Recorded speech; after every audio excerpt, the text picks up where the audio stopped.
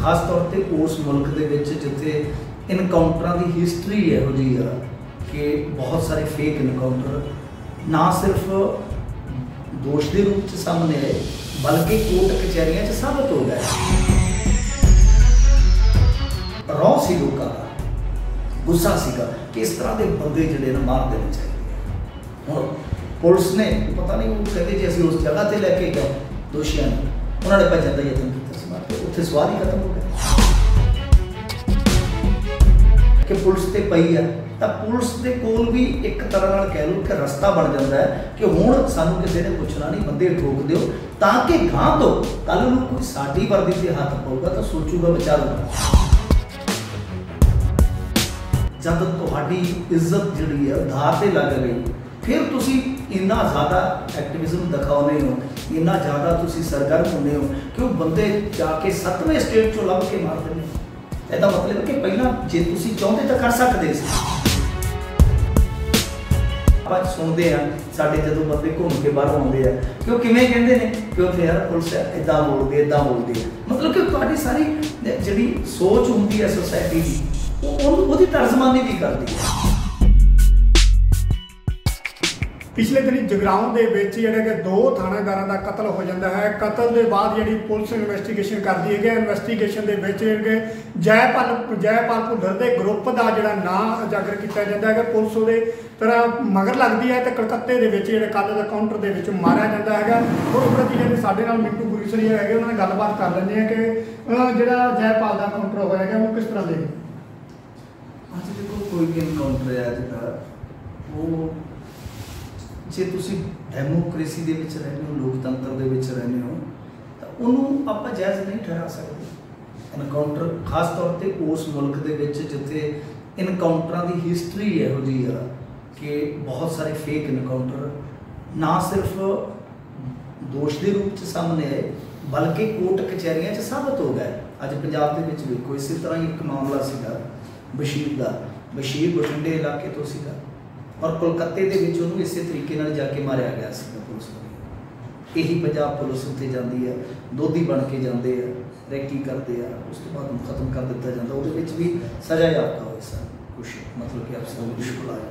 तो इस तरह के ढांचे जिथे बहुत सारे फेक इनकाउंटर अतीत के देखे आ, किसी भी इनकाउंटर को असीं जस्टिफाइड नहीं कर सकते कि हाँ इनकाउंटर होने चाहिए।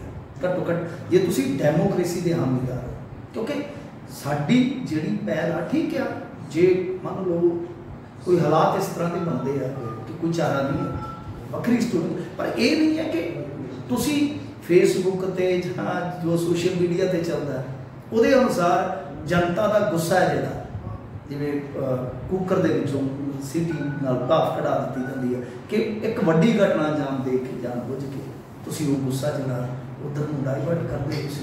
सो मेरे कहने का मतलब ये है कि इनकाउंटर तो इलावा जोड़े ऑप्शन होंगे वो सब तो यही है कि जोड़ा कोई गुनहगार है उन्होंने अदालत खड़ा करो, जड़ तक जाओ, उन्होंने कौन बंदा शेल्टर करता है उन्होंने नंगिया करो, उस तो बाद उन्होंने दंड दो, उन्होंने सजा दो। तो इतने तो इनकाउंटर जोड़े वो इस तरह के भी इनकाउंटर होए ने इंडिया के इहो जे इनकाउंटर भी होए कि जिन्हां दे विच बंदे जोड़े वो सामने खड़े गए, मतलब कि पिंडा के विचों सामने खड़े गए जाके कहानी बना दी। आ कश्मीर के पिछले दिन ही कोर्ट मार्शल होया, कुछ आर्मी अफसर सीगे तो उन्होंने की किया सीगा कि इनाम हासिल करने वास्ते जो इनाम रखा गया सीगा कुछ मिलिटेंटा से तो वो नाम हासिल करने वास्ते उन्होंने विदोषी मजदूरों को मार दिता। बाद कबर चो लाशा कढ़ के पोस्टमार्टम होया, उस तो बाद उन्होंने कह लो कि सर्विस तो बाहर किया गया। सो ये जोड़े वड्डे घटनाक्रम होंगे जिवें तेलंगाना का रेपिस्ट इनकाउंटर सीगा जिहदे विच कह लो कि रेपिस्ट का इनकाउंटर कर दिता गया सी, 4 जन मार दिते गए सी। उस टाइम एक रौ सी लोगों का गुस्सा सीगा कि इस तरह के बंदे जिहड़े ना मार देने चाहिए। हुण पुलिस ने पता नहीं वो कहते जी असं उस जगह पर लैके गए दोषियों ने, उन्होंने भजन का यत्न किया, उत्थे सवाल ही खत्म हो गया कि भाई तुहाडी की जिम्मेवारी है। पर जो इस बंदे के ऐसे बंद मामले लगातार दर्ज होते हैं पर पुलिस उन्होंने फड़ चो नाकाम रही है। जो कोई बड़ा हादसा वापर जाता तो वो मगरों के क्यों लगते ਇਹ ਜੇਕਰ ਪੁਲਿਸ ਦੇ ਵਿੱਚ ਜਿਹੜਾ ਪਹਿਲਾਂ ਹੀ ਉਹਤੇ ਨਿਗਾਹ ਰੱਖ ਕੇ ਸੁਧਾਰ ਕੀਤਾ ਜਾਵੇ ਤਾਂ ਇਹ ਪਹਿਲਾਂ ਹੀ ਉਹਨੂੰ ਅਰੈਸਟ ਕੀਤਾ ਜਾਵੇ। ਹਾਂ, ਉਹੀ ਗੱਲ ਹੈ ਨਾ ਕਿ ਅਸੀਂ ਅਸਲ ਜਦੋਂ ਇਸ ਤਰ੍ਹਾਂ ਦਾ ਮਨਪ੍ਰੀਤ ਵੀਰੇ ਇਸ ਤਰ੍ਹਾਂ ਦਾ ਜਦੋਂ ਵੱਡਾ ਘਟਨਾਕ੍ਰਮ ਵਾਪਰਦਾ ਹੈ ਨਾ, ਐਨਕਾਊਂਟਰ ਹੋ ਗਿਆ, ਅੱਜ ਅਸੀਂ ਐਨਕਾਊਂਟਰ ਨੂੰ ਕਵਰ ਕਰ ਰਹੇ ਹਾਂ। ਅਸੀਂ ਐਨਕਾਊਂਟਰ ਦੇ ਨਾਲ ਜੁੜੇ ਸਵਾਲ ਜਿਹੜੇ ਆ ਉਹ ਪਿੱਛੇ ਛੱਡ ਦਿੱਤੇ। ਮਤਲਬ ਸਭ ਤੋਂ ਪਹਿਲਾਂ ਪ੍ਰਾਇਮਰੀ ਸਵਾਲ ਇਹ ਬਣੇਗਾ ਕਿ ਜੈਪਾਲ ਕਿਸ ਤਰ੍ਹਾਂ 10 ਸਾਲ ਤੱਕ ਫਰਾਰ ਰਹਿੰਦਾ ਹੈ, ਜਦ ਕਿ ਉਹਨੇ ਰੌਕੀ ਵਰਗਾ ਪੋਲੀਟੀਸ਼ੀਅਨ ਤੇ ਗੈਂਗਸਟਰ ਹੈ ਜਿਹੜਾ ਮਾਰ ਦਿੱਤਾ ਸੀਗਾ ਔਰ ਸ਼ਰੇਆਮ ਜ਼ਿੰਮੇਵਾਰੀ ਲਈ ਸੀ। ਉਸ ਤੋਂ ਬਾਅਦ ਅਨੇਕਾਂ ਲੁੱਟਾਂ ਖੋਹਾਂ ਦੇ ਵਿੱਚ ਉਹਦਾ ਨਾਮ ਆਇਆ, ਡਕੈਤੀਆਂ ਫਰੌਤੀਆਂ ਦੇ ਵਿੱਚ ਨਾਮ ਆਇਆ।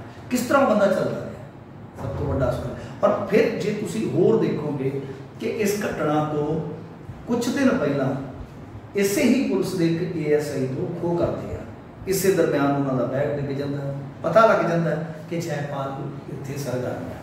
ਉਸੇ ਇਲਾਕੇ ਦੇ ਵਿੱਚੋਂ 6-7 ਦਿਨਾਂ ਬਾਅਦ ਇਹ ਘਟਨਾ ਵਾਪਰਦੀ ਹੈ। 2 ਥਾਣੇਦਾਰ ਵਿਚਾਰੇ ਜਿਹੜੇ ਕਹਿ ਲਓ ਕਿ ਕਿਸੇ ਦੇ ਪੁੱਤ ਹੋਣਗੇ, ਕਿਸੇ ਦੇ ਬਾਪ ਹੋਣਗੇ, ਉਹ ਮਾਰੇ ਜਾਂਦੇ। ਜੇ ਸਮਾਂ ਰਹਿੰਦਿਆਂ ਇੰਟੈਲੀਜੈਂਸੀ ਆਪਣਾ ਰੋਲ ਅਦਾ ਕਰਦੀ ਕਿ ਹਾਂ ਭਾਈ ਇਹ ਬੰਦੇ ਇੱਥੇ ਆ, ਲੀਡ ਮਿਲ ਗਈ ਸੀ, ਉਹਨਾਂ ਨੂੰ ਲੱਭ ਲੈਂਦੇ, ਜਿਉਂਦਿਆਂ ਫੜ ਲੈਂਦੇ, ਆਪੇ ਆਪਣੇ ਗੁਨਾਹ ਦੀ ਸਜ਼ਾ ਨਾਲੇ ਤੋਂ ਭੁਗਤਦੇ, ਨਾਲੇ ਆ ਜਿਹੜੇ 2 ਘਰ ਉਜੜੇ ਆ ਇਹ ਵੀ ਉਜੜ ਜਾਂਦੇ। ਹੁਣ ਇਹ ਸਵਾਲ ਤਦ ਹੁੰਦੇ ਆ ਜਦ ਅਸੀਂ ਐਨਕਾਊਂਟਰ ਵਰਗੀਆਂ ਵੱਡੀਆਂ ਘਟਨਾਵਾਂ ਜਿਹੜੀਆਂ ਕਿ ਕਹਿ ਲਓ ਕਈ ਵਾਰ ਰਾਜਨੀਤਿਕ ਲੋੜਾਂ ਵੀ ਹੁੰਦੀਆਂ ਨੇ, ਕਈ ਵਾਰ ਪੁਲਿਸ ਦੀ, ਜਿੱਦਾਂ ਹੁਣ ਤੁਸੀਂ ਗੱਲ ਕੀਤੀ ਹੈ ਕਿ ਪੁਲਿਸ ਤੇ ਪਈ ਆ, ਤਾਂ ਪੁਲਿਸ ਦੇ ਕੋਲ ਵੀ ਇੱਕ ਤਰ੍ਹਾਂ ਨਾਲ ਕਹਿ ਲਓ ਕਿ ਰਸਤਾ ਬਣ ਜਾਂਦਾ ਹੈ ਕਿ ਹੁਣ ਸਾਨੂੰ ਕਿਸੇ ਨੇ ਪੁੱਛਣਾ ਨਹੀਂ, ਬੰਦੇ ਠੋਕ ਦਿਓ, ਤਾਂ ਕਿ ਗਾਂ ਤੋਂ ਕੱਲ੍ਹ ਨੂੰ ਕੋਈ ਸਾਡੀ ਵਰਦੀ ਤੇ ਹੱਥ ਪਾਊਗਾ ਤਾਂ ਸੋਚੂਗਾ, ਵਿਚਾਰੂਗਾ। ਸੋ ਇਹ ਜਿਹੜੇ ਸਵਾਲ ਨੇ ਇਹ ਸਾਡੇ ਬੇਸਿਕ ਸਵਾਲ ਰਹਿਣੇ ਚਾਹੀਦੇ ਆ ਕਿ ਇਹ ਜਾਨਾਂ ਜਿਹੜੀਆਂ ਸੀ ਉਹ ਜਾਣ ਤੋਂ ਬਚ ਸਕਦੀਆਂ ਸੀਗੀਆਂ ਜੇਕਰ ਸਮਾਂ ਰਹਿੰਦਿਆਂ ਇੰਟੈਲੀਜੈਂਸੀ ਦੀ ਫੇਲੀਅਰ ਨਾ ਹੁੰਦੀ, ਸਮਾਂ ਰਹਿੰਦਿਆਂ ਇਹਨਾਂ ਨੂੰ ਜਗਰਾਉਂ ਦੇ ਵਿੱਚੋਂ ਫੜ ਲਿਆ ਜਾਂਦਾ। ਜਗਰਾਉਂ ਕੋਈ ਬਹੁਤ ਵੱਡਾ ਕੋਈ ਮੈਟਰੋ ਸਿਟੀ ਤੇ ਹੈ ਨਹੀਂਗਾ, ਛੋਟਾ ਜਿਹਾ ਸ਼ਹਿਰ ਹੈ। ਉਹਦੀ ਦਾਣਾ ਮੰਡੀ ਦੇ ਵਿੱਚ ਉਹ ਰੈਸ਼ਕਾ ਬਣਾ ਕੇ ਰਹਿ ਰਹੇ, ਇੰਨੇ ਦਿਨ ਰਹਿ ਰਹੇ, ਕਿਸੇ ਨੂੰ ਕੰਨੋਂ ਕੰਨੀ ਪਤਾ ਹੀ ਨਹੀਂ ਲੱਗਿਆ। ਇੱਥੇ ਇੰਟੈਲੀਜੈਂਸੀ ਫੇਲੀਅਰ, ਔਰ ਇੰਟੈਲੀਜੈਂਸੀ ਦਾ ਜੇ ਮਹਿਕਮਾ ਹੈ ਉਹ ਕੈਪਟਨ ਅਮਰਿੰਦਰ ਸਿੰਘ ਕੋਲ ਆ, ਉਹ ਹੋਮ ਮਿਨਿਸਟਰ ਵੀ ਹੈ ਨਾਲ, ਉਹਨਾਂ ਨੂੰ ਜਵਾਬ ਦੇਣਾ ਚਾਹੀਦਾ। ਪਰ ਮੈਂ ਕਹਿ ਰਿਹਾ ਨਾ ਕਿ ਜਿਹੜੇ ਬੇਸਿਕ ਸਵਾਲ ਆ ਉਹ ਇਹ ਵੱਡੇ ਘਟਨਾਕ੍ਰਮ ਜਦੋਂ ਵਾਪਰ ਜਾਂਦੇ ਆ, ਸਾਨੂੰ ਲੱਗਦਾ ਕਿ ਲਓ ਜੀ ਇਹ ਸਾਰੀਆਂ ਸਮੱਸਿਆਵਾਂ ਦਾ ਹੱਲ ਹੋ ਗਿਆ, ਬੰਦੇ ਮਾਰਤੇ ਆ, ਇਹਨਾਂ ਦਾ ਇਹੀ ਅਸਰ ਹੋਣਾ ਚਾਹੀਦਾ ਸੀ। ਪਰ ਦਰਅਸਲ ਉਹਦੇ 'ਚ ਕੀ ਆ ਕਿ ਸਿਸਟਮ ਜਿਹੜਾ ਕਿ ਬਹੁਤ ਹੱਦ ਤੱਕ ਜ਼ਿੰਮੇਵਾਰ ਹੁੰਦਾ ਇਹਨਾਂ ਘਟਨਾਵਾਂ ਦਾ, ਉਹ ਬਹੁਤ ਆਸਾਨੀ ਨਾਲ, ਬਹੁਤ ਆਰਾਮਦਾਇਕ ਤਰੀਕੇ ਦੇ ਨਾਲ ਸਵਾਲਾਂ ਤੋਂ ਬਚ ਕੇ ਨਿਕਲ ਜਾਂਦਾ। ਪਰ ਪੁਲਿਸ ਜਿਹੜੇ ਇਸ ਦੇ ਵਿੱਚ ਆਪਦੀ ਕਾਮਯਾਬੀ ਸਮਝਦੀ ਹੈ ਵੀ ਅਸੀਂ ਇੱਕ ਗੈਂਗਸਟਰ ਨੂੰ ਕਾਊਂਟਰ ਦੇ ਵਿੱਚ ਮਾਰ ਦਿੱਤਾ, ਪਰ ਪੂਰੇ ਪੰਜਾਬ ਦੇ ਵਿੱਚ ਤਾਂ ਲਗਾਤਾਰ ਇਸ ਤਰ੍ਹਾਂ ਦੀਆਂ ਵਾਰਦਾਤਾਂ ਹੁੰਦੀਆਂ ਹੈਗੀਆਂ, ਉਦੋਂ ਪੁਲਿਸ ਤੇ ਕਿਉਂ ਨਹੀਂ ਹੁੰਦਾ? ਨਹੀਂ ਦੇਖੋ, ਪੁਲਿਸ ਤਾਂ ਕਹੂਗੀ, ਪੁਲਿਸ ਤਾਂ ਇੱਕ ਕਿਸੇ ਜੁਆਰੀਏ ਨੂੰ ਫੜ ਕੇ ਵੀ ਕਹਿ ਦਿੰਦੀ ਹੈ, ਖਬਰ ਲਵਾ ਲੈਂਦੀ ਹੈ ਕਿ ਅਸੀਂ ਬਹੁਤ ਵੱਡਾ ਮਾਰਕਾ ਮਰਿਆ, ਪਰ ਕੋਰਟ ਦੇ ਵਿੱਚ ਜਾ ਕੇ ਸਾਬਤ ਹੋਊਗਾ ਤੇ ਤਦ ਹੀ ਹੈ ਨਾ। ਸੋ ਇਹ ਤਾਂ ਕਹਿਣਗੇ, ਪਰ ਸਭ ਤੋਂ ਵੱਡੀ ਸਫਲਤਾ ਤਾਂ ਉਹ ਹੁੰਦੀ ਹੈ ਪੁਲਿਸ ਦੀ ਕਿ ਘਟਨਾ ਹੋਣ ਤੋਂ ਪਹਿਲਾਂ ਤੁਸੀਂ ਘਟਨਾ ਨੂੰ ਰੋਕ ਦਿਓ। ਜਦ ਤੁਹਾਡੇ ਬੰਦੇ ਮਾਰੇ ਗਏ, ਜਦ ਤੁਹਾਡੀ ਇੱਜ਼ਤ ਜਿਹੜੀ ਹੈ ਧਾਰ ਤੇ ਲੱਗ ਗਈ, ਫਿਰ ਤੁਸੀਂ ਇੰਨਾ ਜ਼ਿਆਦਾ ਐਕਟਿਵਿਜ਼ਮ ਦਿਖਾਉਂਦੇ ਹੋ, ਇੰਨਾ ਜ਼ਿਆਦਾ ਤੁਸੀਂ ਸਰਗਰਮ ਹੁੰਦੇ ਹੋ ਕਿ ਉਹ ਬੰਦੇ ਜਾ ਕੇ 7ਵੇਂ ਸਟੇਟ 'ਚੋਂ ਲੱਭ ਕੇ ਮਾਰ ਦਿੰਦੇ ਹੋ। ਇਹਦਾ ਮਤਲਬ ਕਿ ਪਹਿਲਾਂ ਜੇ ਤੁਸੀਂ ਚਾਹੁੰਦੇ ਤਾਂ ਕਰ ਸਕਦੇ ਸੀ। ਕੁੱਲ ਮਿਲਾ ਕੇ ਅਲਟੀਮੇਟਲੀ ਮੈਂ ਤਾਂ ਇਹ ਗੱਲ ਕਹਿੰਦਾ ਹੁੰਦਾ ਕਿ ਦੇਖੋ, ਸਾਨੂੰ ਠੀਕ ਹੈ ਪੁਲਿਸ ਨੂੰ ਦੋਸ਼ ਦੇਣਾ ਚਾਹੀਦਾ, ਆਲੋਚਨਾ ਕਰਨੀ ਚਾਹੀਦੀ ਹੈ, ਕਰੀ ਚਲੋ, ਕੋਈ ਦਿੱਕਤ ਨਹੀਂ ਹੈ, ਪਰ ਸਾਨੂੰ ਜੋ ਪੋਲੀਟੀਕਲ ਡਿਸਕੋਰਸ ਆ ਉਹਦੇ ਵਿੱਚ ਪੁਲਿਸ ਦੇ ਰਿਫਾਰਮਸ ਬਾਰੇ ਜ਼ਰੂਰ ਲਿਆਉਣਾ ਪਵੇਗਾ ਕਿ ਪੁਲਿਸ ਦੇ ਸਾਰਾ ਜਿਹੜਾ ਕੋਰਸ ਹੈ, ਇਹਨਾਂ ਦੀਆਂ ਜੋ ਟ੍ਰੇਨਿੰਗਾਂ ਨੇ, ਜੋ ਇਹਨਾਂ ਦਾ ਪ੍ਰੋਫੈਸ਼ਨਲਿਜ਼ਮ ਆ, ਸਾਰੇ ਚੀਜ਼ ਸੁਧਾਰ ਦੀ ਜ਼ਰੂਰਤ ਆ ਤਾਂ ਕਿ ਵੇਲਾ ਰਹਿੰਦੇ ਆ ਸਾਡੀ ਪੁਲਿਸ ਜਿਹੜੀ ਹੈ ਉਹ ਬਹੁਤ ਹੱਦ ਤੱਕ ਮਤਲਬ ਕਿ ਕ੍ਰਾਈਮ ਨੂੰ ਰੋਕ ਸਕੇ। ਕ੍ਰਾਈਮ ਤਾਂ ਨਹੀਂ ਰੁਕਦਾ, ਆਪਾਂ ਜੇ ਕਹੀਏ ਕਿ ਜ਼ੀਰੋ ਕ੍ਰਾਈਮ ਹੋ ਜਾਏਗਾ, ਐਸਾ ਨਹੀਂ ਹੁੰਦਾ, ਪਰ ਅਸੀਂ ਕ੍ਰਾਈਮ ਦੀ ਜਿਹੜੀ ਰੇਟ ਹੈ ਉਹ ਘਟਾ ਤੇ ਸਕਦੇ ਹਾਂ ਨਾ, ਇਹਨਾਂ ਦਾ ਪ੍ਰੋਫੈਸ਼ਨਲਿਜ਼ਮ ਜਿਹੜਾ ਹੈ ਉਹਨੂੰ ਹੋਰ ਤਿੱਖਿਆਂ ਕਰਕੇ। ਸੋ ਜ਼ਰੂਰਤ ਤਾਂ ਇਸੇ ਗੱਲ ਦੀ ਹੈ ਕਿ ਪੁਲਿਸ ਦਾ ਜਿਹੜਾ ਸਾਰਾ ਸਿਸਟਮ ਹੈ, ਕੰਮ ਕਰਨ ਦਾ ਢੰਗ ਹੈ, ਉਹਨੂੰ ਬਦਲਿਆ ਜਾਵੇ, ਉਹਨੂੰ ਆਧੁਨਿਕ ਕੀਤਾ ਜਾਵੇ। ਅੱਜ ਇੱਕ ਕਮਰੇ ਦੇ ਵਿੱਚ ਬੰਦੇ ਤੁਸੀਂ ਲੋਕੇਟ ਵੀ ਕਰ ਲੈਂਦੇ ਹੋ ਕਿ ਆਹ ਬੰਦੇ ਫਲਾਣੇ ਕਮਰੇ ਦੇ ਵਿੱਚ ਬੈਠੇ ਆ, ਫਿਰ ਵੀ ਇਨਕਾਊਂਟਰ ਦੀ ਨੌਬਤ ਆ ਰਹੀ ਹੈ। ਇਹ ਆਪਣੇ ਆਪ ਦੇ ਵਿੱਚ ਇੱਕ ਵੱਡਾ ਸਵਾਲ ਆ ਕਿ ਪੱਛਮ ਦੀਆਂ ਜਿਹੜੀਆਂ ਪੁਲਿਸ ਫੋਰਸਾਂ ਨੇ ਉਹ ਤਾਂ ਬੰਦੇ ਨੂੰ 10 ਮੀਟਰ ਦੂਰ ਤੋਂ ਹੀ ਕਾਬੂ ਕਰ ਲੈਂਦੀਆਂ, ਜਾਲ ਸੁੱਟ ਲੈਂਦੀਆਂ, ਕਈ ਵਾਰ ਟੀਕਾ ਲਾਉਂਦੀਆਂ, ਬੇਹੋਸ਼ ਕਰ ਦਿੰਦੀਆਂ, ਗੈਸ ਯੂਜ਼ ਕਰ ਲੈਂਦੀਆਂ, ਇਸ ਤਰ੍ਹਾਂ ਦਾ ਕਿ ਬੰਦਾ ਜਿਹੜਾ ਨੀਂਦ ਬੇਹੋਸ਼ ਹੋ ਜਾਂਦਾ, ਬਹੁਤ ਆਸਾਨੀ ਨਾਲ ਤਗੜੇ ਤੋਂ ਤਗੜੇ ਬੰਦੇ ਨੂੰ, ਕ੍ਰਿਮੀਨਲ ਨੂੰ ਫੜ ਲਿਆ ਜਾਂਦਾ। ਇੱਥੇ ਇੱਕ ਆਟੋ ਡਰਾਈਵਰ ਨੂੰ ਜਿਹੜਾ ਗੁਰਸਿੱਖ ਹੁੰਦਾ, ਉਹਨੂੰ ਵੇਖਿਆ ਤੁਸੀਂ ਕਿ ਦਿੱਲੀ ਪੁਲਿਸ ਕਿਸ ਤਰ੍ਹਾਂ ਹੈਂਡਲ ਕਰ ਰਹੀ ਸੀਗੀ, ਅੱਜ ਤੋਂ 2-3 ਸਾਲ ਪਹਿਲਾਂ ਦੀ ਘਟਨਾ। सो मैं इस सारी चर्चा ਨੂੰ इस चौखट 'ਚ रखदा कि देखो ਜਿਹੜੇ क्रिमिनल बन रहे आ ਉਹਨਾਂ ਵੱਲ ਸਾਨੂੰ ਵੱਖਰੇ ਪਾਸਿਓਂ ਧਿਆਨ ਦੇਣ ਦੀ ਜ਼ਰੂਰਤ ਆ, ਉਹਦੇ ਕਾਰਨ ਲੱਭਣ ਦੀ ਜ਼ਰੂਰਤ ਆ, ਉਹਨਾਂ ਤੇ ਕੰਮ ਕਰਨ ਦੀ ਲੋੜ ਆ। ਪਰੰਤੂ ਜੋ ਪੁਲਿਸ ਦਾ ਪ੍ਰੋਫੈਸ਼ਨਲਿਜ਼ਮ ਹੈ, ਕਿਉਂਕਿ ਪੁਲਿਸ ਇੱਕ बहुत महत्वपूर्ण अंग है साडे समाज का, साडे संविधान का, साडी डेमोक्रेसी का। तो उहदे विच रिफॉर्म्स होने बहुत लाजमी है। पुलिस दी जिहड़ी प्रोफैशनलिज्म की अप्रोच हुंदी है जिहड़ी वो तुहाडी जिहड़ी पोलीटिकल सिस्टम की एक तस्वीर हुंदी है ना, उन्होंने दसदी है। क्योंकि आपां सुनते हैं साडे जदों बंदे घूम के बाहरों आउंदे आ कि वो किवें कहिंदे ने कि उत्थे यार पुलिस इदां बोलदी है, मतलब कि तुहाडी सारी जिहड़ी सोच हुंदी है सोसाइटी की वो तर्जमानी भी करती है कि आखिर में आप देखना हो तो पब्लिक डीलिंग है ना पुलिस की सब तो बड़ी। तो पब्लिक के बाहरों आया बंदा भी आ जाऊगा ना, बाहर स्टेट तो आया बंदा भी आ जाऊगा। सो सानू पुलिस रिफॉर्म्स की भी गल करनी चाहिए।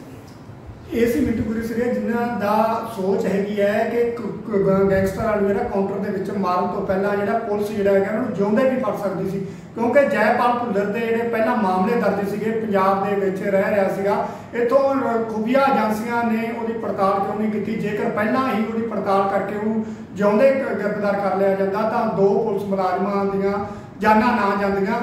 तो इस करके जयपाल नूं जिउंदे फड़न तो बाद जिहड़ी उहदी तय तक जाया जा सकदा सी, पर हुण जिहड़ा उहदा काउंटर करन तो बाद जिहड़ा हैगा उहदी तय बिल्कुल खत्म हो चुकी है। साझा टीवी ਲਈ Manpreet Singh Shri Muktsar Sahib. Please subscribe our channel and press the bell icon ताकि कोई भी नवी अपडेट तुसीं बिल्कुल भी मिस ना करो।